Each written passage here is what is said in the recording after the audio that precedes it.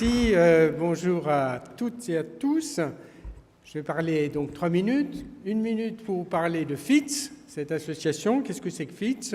C'est une initiative que nous avons prise avec, sous l'impulsion du ministre de l'Intérieur de l'époque, d'organiser à Lyon tous les 2 ans, sur une base mondiale, un forum qui s'appelle Technology Against Crime, qui a donc pour objectif de faire dialoguer les représentants des différents ministres de l'Intérieur ou ministres chargés de la sécurité dans le monde, qui sont réunis au sein d'Interpol, avec ceux qui fournissent de la technologie en matière de sécurité.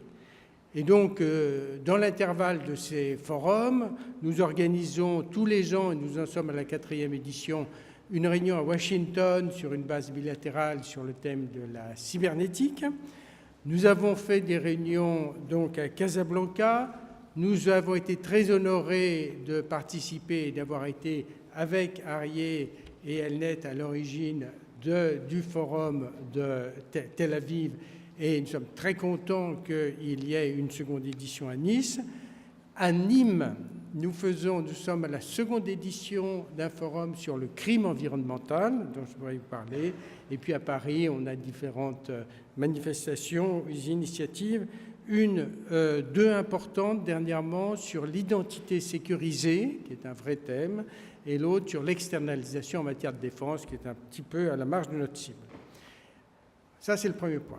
Le second point, quelles sont nos idées forces? La première de ces idées forces, c'est que la sécurité, qui est un problème majeur, comme Ariel l'a rappelé, eh bien, aujourd'hui, on ne peut la concevoir qu'en la mariant à la technologie.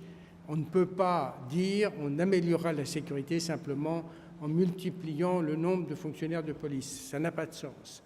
Il faut ajouter de la technologie. Et je crois que c'est un des thèmes qui va être traité aujourd'hui. Le second thème, c'est que tout ceci ne marchera que si l'État, qui est prescripteur et qui en même temps est un acheteur modeste de technologie dans l'ensemble du marché de la technologie de sécurité, exprime une demande précise et stable. Précise, c'est-à-dire qu'il faut qu'ils disent voilà ce dont nous aurons besoin dans les années à venir. Et stable, c'est-à-dire qu'il ne change pas d'avis lorsqu'il s'agit de mettre en application des technologies qu'il a commandées. Pour cela, nous avons milité, nous sommes contents de voir que cette affaire, ce projet a pris forme pour que la filière sécurité se structure, et elle l'a fait au sein de ce qu'on appelle le CICS, le Comité des industries de confiance et de sécurité, et qui a un interlocuteur au sein de l'État qui s'appelle le COFIS, qui est présidé par le Premier ministre, qui est le Comité des industries de sécurité. Précisément pour que cette demande soit précise et stable. Pourquoi elle a besoin d'être stable? Parce que les études pour mettre en œuvre ces technologies sont longues et qu'elles ne sont pas financées par la puissance publique. Elles sont financées par les entreprises, petites ou grandes. Donc il faut que ce soit stable.